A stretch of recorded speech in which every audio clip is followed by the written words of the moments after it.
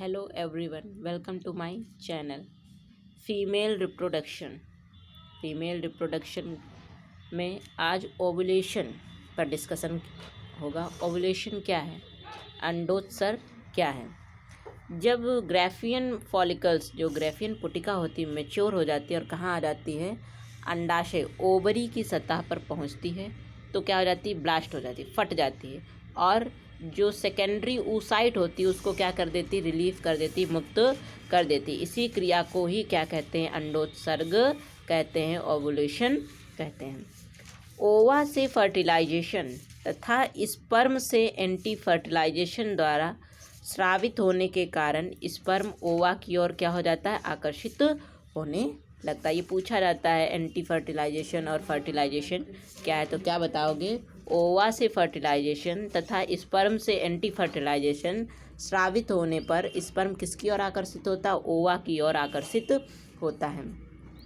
अनिषेक जनन, अनिषेक जनन क्या होता है, अनिषेक जनन, आ का मतलब नहीं, आ का मतलब क्या होता है, नहीं। निषेक जनन, जिसमें निषेचन की क्रिया के बिना ही क्या बन जाए, ओवा सक्रिय होकर भ्रूणी विकास करके क्या बना ले, समान संतान बना ले, उसे ही क्या कहते हैं, अनिषेक जनन। जब भी आ आए वहाँ पर उसका मतलब नहीं होता है। इसके दो पार्ट्स होते हैं, प्राकृतिक अनिषेक जनन और कृत्रिम अनिषेक जनन। प्राकृतिक अनिषेक जनन किसमें होता है, मधुमक्खी, ततैया, चींटी, आर्थ्रोपोडा। आर्थ्रोपोडा में कौन आता है आपका, तिलचिट्टा, काकरोच जिसको कहते हो, रोटी, फेरो। ये सब में क्या होता है, नेचुरल अनिषेक जनन होता है। और आर्टिफिशियल अनिषेक जनन किसमें होता है, हर्टबिक ने 1896 में पहली बार सी अर्चिन मतलब समुद्री अर्चिन के जो अंडे होते हैं उसको क्लोरोफॉर्म और स्ट्रिक्नीन नामक पदार्थ के द्वारा क्या किया, प्रेरित किया। फिर उसके बाद में बेटेलन आए 1909 में। सबसे पहले जो मेढक है उनके अंडाणुओं को सुई चुभोकर क्या बनाया, सक्रिय बनाया। ये दो लोग थे जिन्होंने आर्टिफिशियल अनिषेक जनन किया। उसके बाद में आता है, एक क्वेश्चन पूछा जाता है कि परख नली शिशु क्या है, टेस्ट ट्यूब बेबी क्या है। परख नली शिशु मतलब कृत्रिम रूप से बच्चे को उत्पन्न करना, कहाँ, लाइब्रेरी में। कहाँ उत्पन्न करना, लाइब्रेरी में। इसमें जो पहले चेक किया जाता है कि मेल में कमी है या फीमेल में, उसके बाद में ट्रीटमेंट स्टार्ट होता है।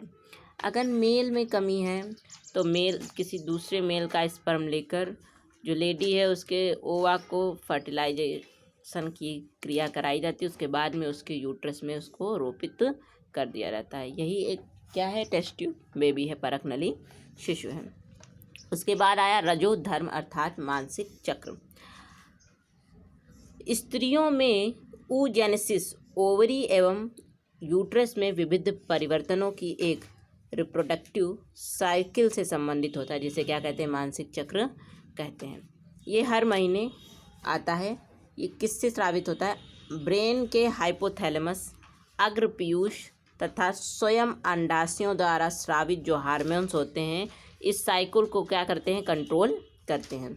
इस साइकिल का टाइम क्या होता है, जो न्यूनतम समय होता है वो 20 दिन, अधिकतम समय 45 दिन, बट औसतन समय कितना होता है, एक निश्चित समय कितना होता है, 28 दिन होता है। इसकी 3 प्रावस्थाएं होती हैं। पहली फर्स्ट प्रावस्था क्या है, रजोस्राव प्रावस्था, या लगभग 5 दिन चलता है। कितने दिन, लगभग, किसी में 2 दिन, किसी में 3 दिन, लेकिन लगभग देखा जाए तो ये 5 दिन चलता है। यह स्राव गर्भाशयी दीवार के खंडन के कारण होता है। अगर पूछे रजोस्राव प्रावस्था किसके कारण होगा तो आप क्या बताओगे, गर्भाशयी दीवार का जब खंडन होता है, वो टूटती हैं, तब क्या होता है, जो ब्लड में फीमेल हार्मोन्स कौन कौन से होते हैं, एस्ट्रोजन और प्रोजेस्टेरॉन की मात्रा काफ़ी कम होने लगती है, जिससे गर्भाशय की दीवारें क्या हो जाती, धमनियाँ सिकुड़कर दीवार में ब्लड की सप्लाई को क्या कर देती हैं, कम कर देती हैं। उसके बाद में आपकी आती है सेकेंड स्टेज। सेकेंड स्टेज कौन आएगी, आपकी आएगी पूर्व अंडोत्सर्गीय प्रावस्था, ये कब होती है? या मानसिक चक्र के